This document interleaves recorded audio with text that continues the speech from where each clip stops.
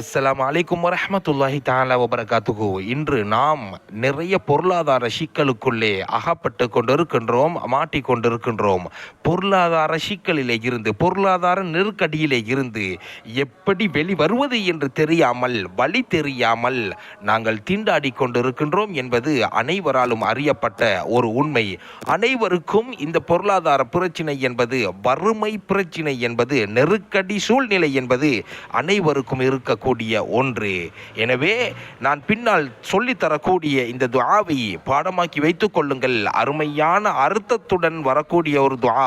பாடமாக்கி வைத்து இந்த துஆவை தினம்தோறும் ஓதி வாருங்கள். இன்ஷா அல்லாஹ், அல்லாஹ் உங்களுக்கு இருக்கும் பொருளாதார நெருக்கடிகளை விட்டும், கொடிய வறுமையை விட்டும் அல்லாஹ் உங்களை பாதுகாப்பான். அல்லாஹும்ம இன்னி அஊது பிக மினல் ஃபக்ரி வல் கில்லதி வத்தில்லதி وأعوذ بك من أن أظلم أو أظلم.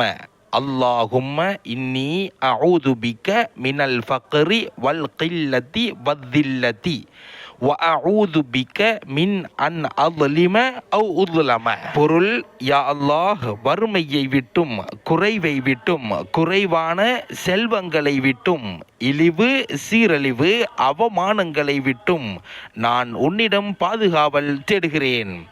மேலும் மற்றவர்களுக்கு நான் அநியாயம் செய்வதை விட்டும், மற்றவர்கள் எனக்கு அநியாயம் செய்வதை விட்டும் நான் உன்னிடம் பாதுகாவல் தேடுகிறேன்.